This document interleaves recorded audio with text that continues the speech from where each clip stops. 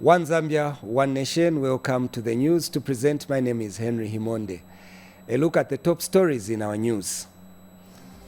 President Hichilema concludes visit to Ethiopia. Government to complete Chiwombo police station. Over 300 livestock die from tick-borne disease in Choma District. And Polio campaign receives boost from Lottery International. The news in detail. President Hakainde Hichilema has concluded his official visit in Addis Ababa, Ethiopia, where he was participating in the 36th Ordinary Session of the African Union. While in Ethiopia, on the margins of the AU summit, the president engaged with heads of state and in order to create opportunities for the best interest of the country. Here's a report by Mwangala Kapandula. President Hakainde Hichilema has concluded his official visit in Addis Ababa, Ethiopia, where he was participating at the 36th Ordinary Session of the African Union. While in Ethiopia, on the margins of the summit, the president engaged with other heads of state in order to create opportunities to the best interest of the country. The health sector, Zambia scored success as the country was awarded the 2022 Best Malaria Scorecard 2 by the African Leaders Malaria Alliance, and Mr. Hichilema received the accolade on behalf of the country. The climate change is always very important, and how do we mitigate against the climate change issues, given that we on this continent are less responsible for the damage to climate. I think the industrialized countries are more of the ones that damage the climate, and hence the floods we see at home, and the drought in countries like Kenya and other places. It is the flip side. One country will have a drought, another country or countries will have floods. All of these are effects, negative effects of the climate change, damage to climate change. So we're grappling as a continent how to mitigate against these, and hence the issues around, if you like, green energy, electric vehicles. All this is a package of things that we need to do.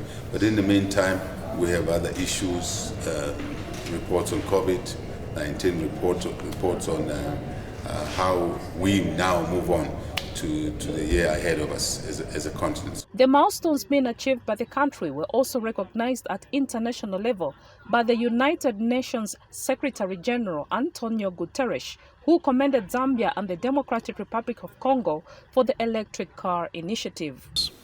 The upcoming Transboundary Battery and Electric Vehicle Value Chain Initiative, hosted by DRC and Zambia, is a good example. But all these efforts must be matched by a tidal wave of support from developed countries. They must deliver on the $100 billion promised to developing countries. The 55-member state body wants a permanent seat on the UN Security Council and also called on its members to sort out their own problems. The AU summit, which was themed Accelerated Implementation of the African Continental Free Trade Area, has closed today, and Mr. Hichilema has since left for Zambia. For Zanis News, Mwangala Kapandula reporting in Addis Ababa, Ethiopia. Government has dispelled rumors circulating on different social media platforms that President Hakainde Hichilema has been making decisions on national matters personally without consultations. Chief Government spokesperson Chushi Kasanda says this information is false because government has a well-laid-down decision-making process. Ms. Kasanda said this today at a joint press briefing where 5 cabinet ministers were present and discussed different matters of public concern. Zanis now reports. A joint press briefing was today held at the Ministry of Information and Media. 5 cabinet ministers were in attendance to discuss different matters of national importance. Chief Government spokesperson Chushi Kasanda, Minister of Labour and Social Security Brenda Tambatamba, Minister of Agriculture Mtolo Piri, Minister of Justice Milambo Haimbe, and Minister of Science and Technology, Felix Mutati, were some of the ministers that were present. Here, Chief Government Spokesperson Chushika Sanda dispelled rumors circulating on different social media platforms that President Hakainde Hichilema makes decisions without consultations. Let me take this opportunity to dispel some falsehoods circulating on various media platforms that the President makes decisions of national importance single-handedly without consulting. Wider stakeholder consultations are undertaken even before cabinet deliberations or any policy proposals before arriving at agreed decisions, and this is done as a collective manner and not at an individual level. Minister of Justice Milambo Haimbe took advantage of the joint press briefing and gave an update on the various constitutional reforms. The referendum, of course, deals or is intended to deal with Part 3 of the Constitution, which is the Bill of Rights, and the Constitution itself says that the Bill of Rights can only be done via referendum. That referendum would have to be a stand-alone process and not one that is married with the general elections, as happened last time, because then it detracts from the work that we intend to do. Minister of Agriculture Mtolo Piri called on millers countrywide who bought maize from the Food Reserve Agency, FRA, but have not yet reduced the prices of milling meal from 200 to 150 to immediately do so. The current price of maize, which we are selling at 200 kwacha a bag, 4,000 kwacha a ton, about $200 to $210 a ton maize from FRA, millers can still sell at 150 kwacha a bag and make reasonable profit. Minister of Labour and Social Security, Brenda Tambatamba, also gave an update on the minimum wage. The minimum wage is undergoing the final stage of consultation before the drafting of a statutory instrument that will eventually see us make the progress that we're supposed to make. Jane Simalumba Zanis in Lusaka. We move to the Copperbelt province, where the Democratic Republic of Congo governor for Katanga says his country is working at addressing the problem of marooned trucks which have stretched from Chambeshi to Kasumbalesa border. Mr. Jacques Kambula Katwe said this when he paid a courtesy call on Provincial Minister Elisha Matambo in Ndola last evening, stating that the working hours have been harmonized with their Zambian counterparts to speed up the process of clearing the trucks on time. Details in the following report. The problem of maroon trucks from Chingola to Kasumbalesa border, which is making truck drivers to spend 7 to 8 days before they are cleared, has continued to attract the attention of the top leadership of the two countries. Democratic Republic of Congo Katanga Province Governor, who is on the Copperbelt, said when he paid a courtesy call on Copperbelt Province Minister Elisha Matambo that the matter is receiving attention. Et donc, oui, nous avons le travail commence le matin de 6h jusqu'à 20h. Mais c'est de 20h jusqu'à 6h qu'on doit obtenir des déclarations. Et ceux qui déclarent, ce ne sont pas les douaniers, mais ce sont les déclarants qui viennent pour déclarer. Alors, quand vous constatez qu'ils ne viennent pas, et donc les agents ne savent plus travailler. Mr. Matambo is happy that the presence of the Katanga governor in the country will help in resolving problems affecting truck drivers. Besides the derailments on the roads, I think we are losing revenue. The two countries are losing revenue because trucks are not able to go into Congo quickly, offload what they're supposed to offload, get another cargo to come into Zambia. So I think we just have to put our heads together. Whilst our two leaders are sorting it out on top, we also have to put our heads together, you and me, to try and see how we can bring this problem to an end. Last week, President Hakainde Hichilema met the truck drivers and promised to table the matter with his Congolese counterpart, Felix Tshisekedi, to address the problems affecting the two countries. Tovini Ngombe, Zanis, Ndola.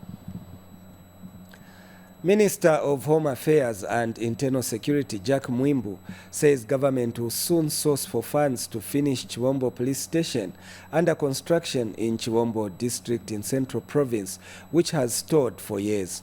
Mr. Mwimbu has also disclosed that Liteta Police Station under construction in Chisamba District will be commissioned next month in order to address security challenges in the area.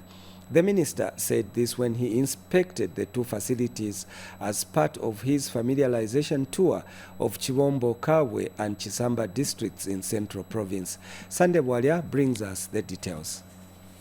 Government says it is committed to ensuring that there is adequate police infrastructure in districts in order to service various communities. Minister of Home Affairs and Internal Security, Jack Mwimbu, made the assurance when he toured Chiwombo and Liteta police stations in Central Province. At least I'm happy now that the works that had stalled for a long time have started. We are in the process of ensuring that this facility is completed. You may not be aware that Chiwombo is a fast developing area. There are so many industries that have come up in Chiwombo, and a lot of Zambians are settling in Chiwombo. As a result of the investments that are taking place in Chiwombo, there's a need to enhance security arrangements here. We'll be opening this facility at the beginning of March. We are just doing the finishing touches by way of painting and ensure that the place becomes habitable. This place had stalled for a long time. Members of the public have been very expectant. And Chisamba District Commissioner highlighted the challenges facing the district. We, however, have a few challenges which, if addressed, maybe could even make the work of our men in uniform better. The first challenge that our men in uniform face in Chisamba, Honorable Minister, is the issue of accommodation. And addressing officers under his ministry, the minister dispelled fears that the Emoluments Commission is intended to suppress workers' welfare, but to bring parity and fairness in the salary structure for government workers. The Emoluments Commission, ourselves as New Dawn government, when we came in, we decided to actualize what is in the Constitution. The Emoluments Commission is intended to create fairness in the way salaries are being paid. It is intended to ensure that there is equity, to ensure that if Mr. Swale is doing a job similar to somebody else in another security institution, they get the same salary. For Zanis in Central Province, I'm Sande Waria. Sande Walia there with that report. Now, the Zambia Correctional Service Commission has started building the capacity of correctional officers in rehabilitating inmates. Zambia Correctional Service Chairperson Evaristo Kalonga says the commission is considering increasing its staff establishment to attract professionals with the skills to effectively transform inmates. Here is Chimunya Nalumpa with the details. The Zambia Correctional Service Commission has continued its tour of Southern Province. This time, the commission is in Choma and has addressed officers from all correctional facilities in the province. Commission Chairperson Evaristo Kalonga wants the officers to align to the Correctional Service's new mandate of reforming inmates. The new mandate demands a lot. The new mandate means you have to attract professionals now in the service, like psychologists, who will be able to design programs that are tailored towards a particular crime. If it is defilement, psychologists will know what type of courses or what type of treatment programs will be put in place for a person who is maybe a defiler, who is an aggravated robber, and so forth. So our new mandate now demands that we increase the establishment. The removal of the death penalty is another milestone in fulfilling the service's mandate. We also want to thank His Excellency the President for removing the death penalty, because now that is in line with the new mandate of corrections or rehabilitating inmates. It didn't sit well where we have death penalty when your new mandate is reformation. The Commission has also decentralized some of its functions through the formation of Provincial Human Resource Management Committee, and a new committee has been ushered in for Southern Province. So this program is meant to change this current human resource management model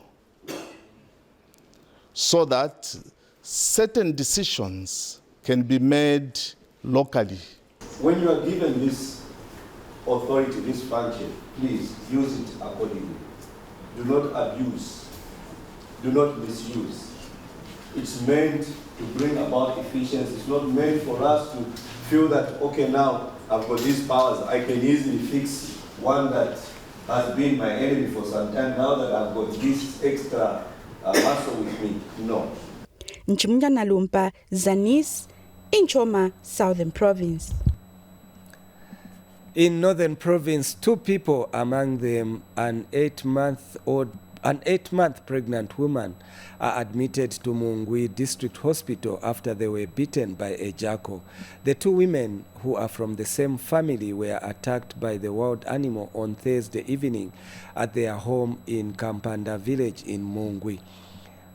Geoffrey Piri reports from Mungwi that senior resident doctor at Mungwi District Hospital, James Chilengwa, described the condition of the duo as stable. She narrates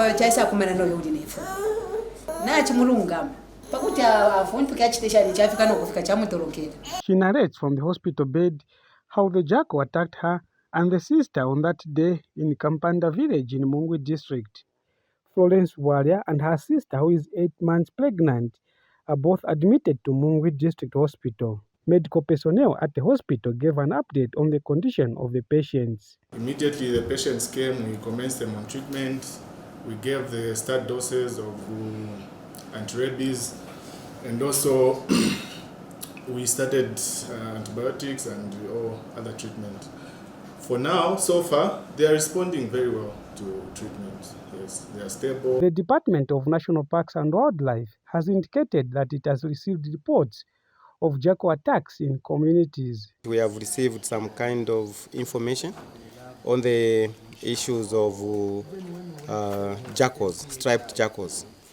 The first instance was on 4th, where it attacked one of the farmers. He had to bite 3 goats and a dog. On the 16th, another report was received on the other side of the district, that is Mungwi. Meanwhile, Northern Province Veterinary Officer Sidin Kalenga, who led a team from the Department of National Parks and the Ministry of Health to Kampanda for fact-finding mission, has urged the public to vaccinate their dogs to prevent rabies. When we vaccinate those animals, it's cheaper to vaccinate animals than to actually even institute a treatment or maybe preventive treatment on patients that are human. Jackals and other species in the canid family are great contributors to rabies disease, either by biting humans or domestic animals such as dogs and cats. Geoffrey Piri reporting for Zanis in Mungwi District. We move to Western Province, where Action Aid Zambia has launched a mitigating and preventing gender-based violence program for women. The program will be conducted in 3 districts, namely Nalolo, Mungu, and Sesheke districts. Darlington Kawambe now reports.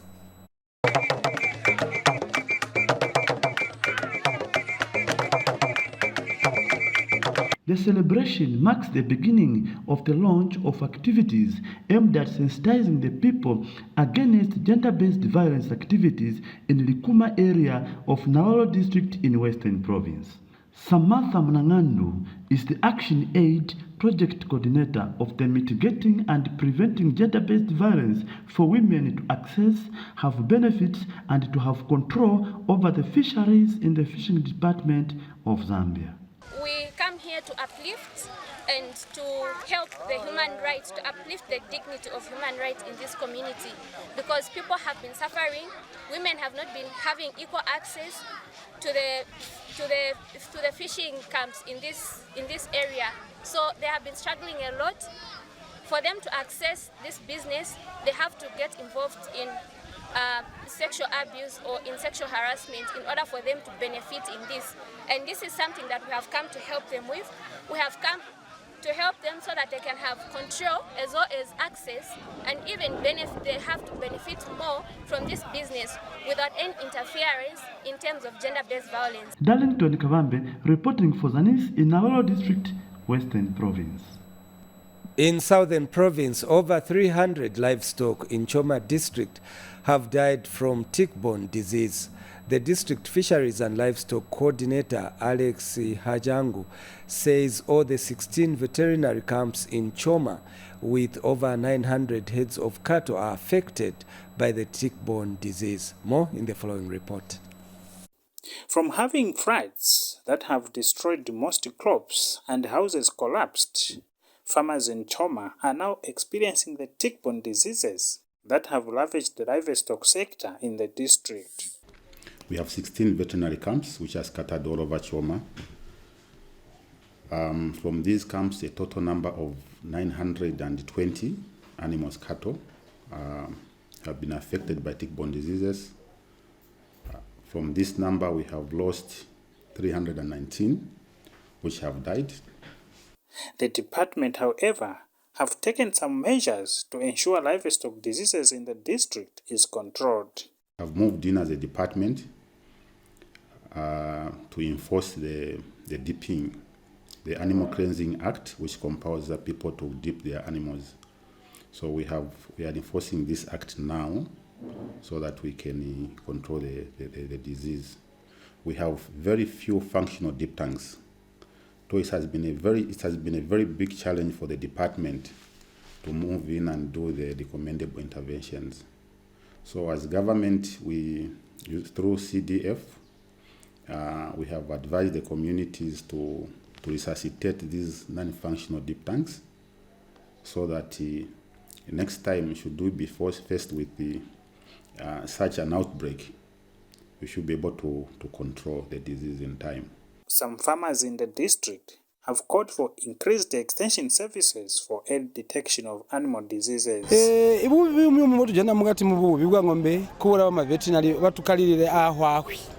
Amwe muntu ngombe yagwe ngo veterinary imisamu nyanya kwijana kumanguza dokubora kujoma kwaro kukerwa 70 kwacha zokunganda usira mu town poya tobona jatwetera ma problem manji kuhubwa ingombe hamana kwa mumizomo ponya jatushupa chino turapona buti twali kuromba kukwabirirwa maningi akutujanira ba maveti. Farmers have not only been crippled in the agricultural sector but livestock as well. Costa Kimudenda, Zanis, in Choma District, Southern Province. Financial sector deepening. Zambia Chief Executive Officer Engwase Mwale has commended Cheshire Homes Society for the effective progress made in the implementation of the Financial Inclusion Project in Eastern Province. The 3-year project aims to improve the financial health of 750 persons living with disabilities. The project will also increase access to financial services of the 750 caregivers for the 750 persons living with disabilities in Chipata, Chadiza, Katete, Nyimba, Petauke, and Sinda districts. More in the following report. Financial sector deepening Zambia is supporting government's goal of financial inclusion under the Financial Inclusion Project being implemented in Eastern Province. The project aims at improving the financial health of 750 persons with disabilities, as well as increasing access to financial services of the 750 caregivers to the person with disabilities in Chipata, Chadiza, Katete, Nimba, Petauke, and Sinda districts. Financial Sectors Deepening Zambia Chief Executive Director Engwa Semwale and her team are in Chipata district to check on the implementation of the project that was launched last year. The team visited Cheshire Home Society to appreciate their work. And so through Cheshire Homes, we found an avenue of targeting the most excluded. And people with disabilities, especially children with disabilities, you will find that they may be excluded when it comes to attending formal financial education processes. So beyond that, of course, we took time off to just come and appreciate what is happening here at Cheshire Homes, to interact with the children that are here, and of course interacting with Sister Petronella. We've actually come to a realization that there's a lot more that needs to happen to be able to fully attend to the plight of children with disability. The team later made a spot check on the Future Women's Saving Group of Unsingo area. Come to see the work they're doing in financial literacy. We as FSD, we emphasize on including, making sure that no one is excluded from financial literacy, financial know-how, and also access to financial services. And in our visit, we are very particular with ensuring that inclusivity to the disabled children, differently abled, or those that are physically challenged.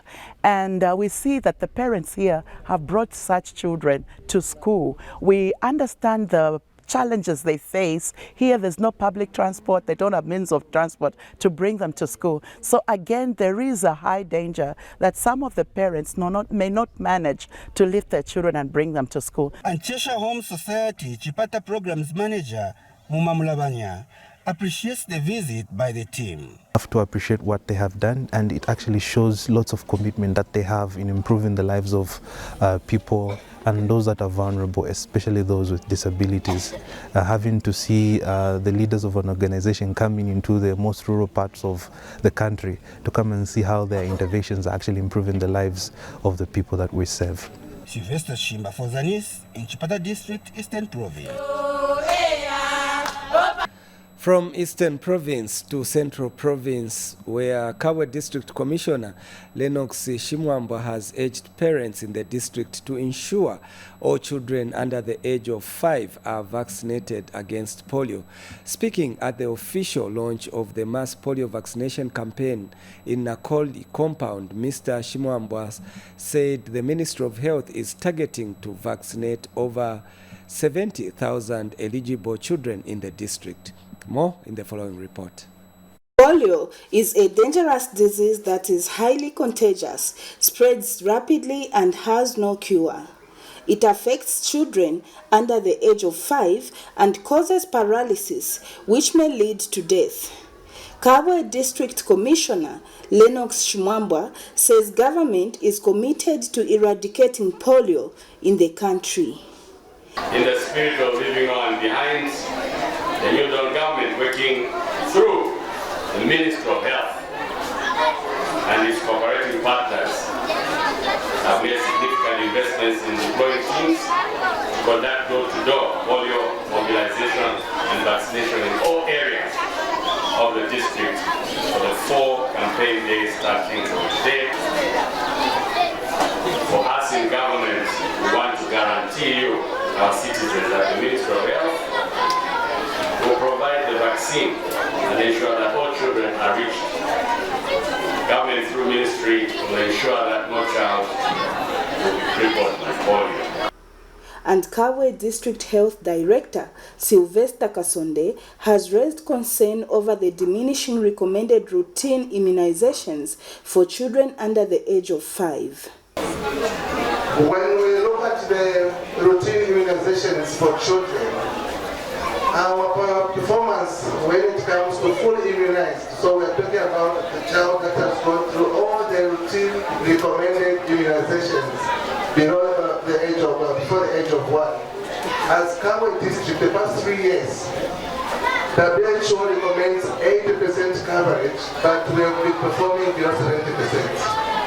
In fact, for the last, for 2022, we even went down from 5% to 3%. The situation is actually very alarming, and I wish that the response that was given to COVID-19 also be given to the situation that is prevailing here in Kabwe.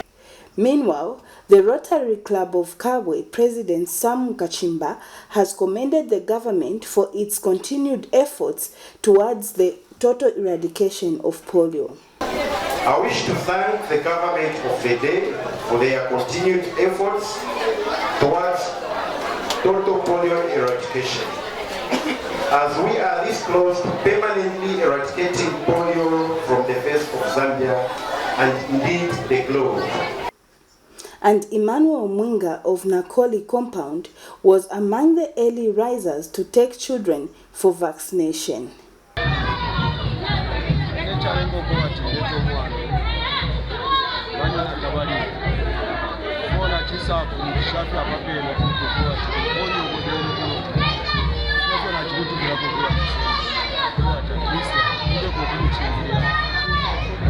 Zanis reports in Kabwe, Central Province. And in Luapula Province, the Lottery International has donated assorted items to Choma District Health Office towards the End Polio Campaign program. Mansa Lottery Club immediate past president Prince Mhandu says Rotary International is one of the key funders in the End Polio Campaign program and other diseases whose vision is to see to it that polio is completely eradicated in the world. More in the following report. Polio is a highly infectious viral disease that largely affects children below 5 years. The virus spreads from person to person and can invade an infected person's spinal cord, causing paralysis on some parts of the body, especially the limbs.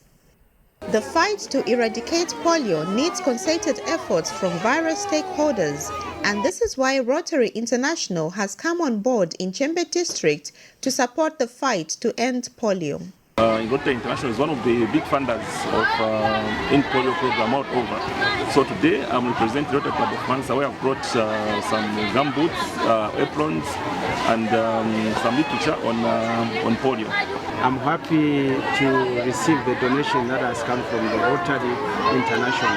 I think their gesture is very timely. We hope that this is just the beginning. They'll continue, supporting us in terms of, us achieving the targets that we have set. Meanwhile, the district is targeting 6,771 children below the age of 5. I'm encouraging especially the mothers that are traveling with children. Chembe is a border town. We have got quite a number of travelers that are passing through our borders. They should actually visit our team that are stationed at the border there to ensure that their children get this vaccine. The number of women bringing their children for vaccination is overwhelming.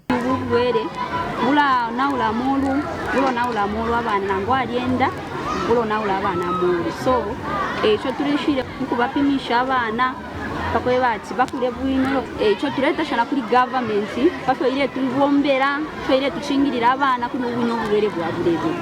Choma District nutritionist is encouraging mothers to pay attention to nutrition. Much as they receive vaccines, they are supposed to also take care of their children health-wise, nutrition-wise, as they prepare their meals for the children. No children should die of malnutrition here in Chembe. Mijelo Mwemba, Zanis, in Choma District, Luapula Province. And for our last item on the news, the Seventh-day Adventist Church, through its relief agency, ADRA, has donated 164 food packs and other items with 80,000 kwacha to 160 households who were affected by floods at Valongo and Luyawa camps in Wengwa constituency. Handing over the items, ADRA Country Director Kennedy Hawasimbi says the agency remains committed to mobilizing more resources to provide humanitarian assistance to other flood victims across the country. Frederick Macha has more in the following report. The Seventh-day Adventist Church, SDA, through its Adventist Development and Relief Agency, ADRA, has joined a chain of well-wishers who have donated various food and non-food items to flood victims in Monze District. ADRA, our mission and purpose in this country is to attend to development, but also humanitarian situation. This is just the starter. We continue to mobilize more resources so that we can help more families, all those people that still need help, including these people behind here. They still need help for the months to come because we are still in the middle of the rainy season. So the women of Southern Zambia Union Conference saw a need. As you can see here, most of the needy are women. There are major issues that affect women: poverty, illiteracy, lack of skills, and floods like this. And as women ministries, it is one of our mandates to attend to the needs of our fellow women. For the government, the continued assistance to the flood victims would facilitate a quick recovery from the shock of the natural event that destroyed their homes and properties. In Monze District, we have 11 camps that we've set up so far. In these 11 camps, I would say as government, through the MMU, we've provided quite a number of foodstuffs covering all the camps. We also have other well-wishers that have come on board, but otherwise we are looking at, after the rains are finished, that's when we can look at the conditions of their homes and they have to go back. The church also donated food hampers to its members displaced by floods at Royaba School. Frederick Macha for Zanis News in Monze District, Southern Province. Well, Frederick Macha's report brings us to the end of the news, but before we go, another look at the top stories in our news. President Hichilema has concluded his visit to Ethiopia. Government is set to complete Chibombo police station. Over 300 livestock have died from tick-borne disease in Choma District. And Polio campaign has received a boost from Lottery International in Mansa District. Thank you so much for watching the news. On behalf of the entire news production crew, my name is Henry Himonde. Remember, we are one Zambia, one nation. Until next time, it's goodbye.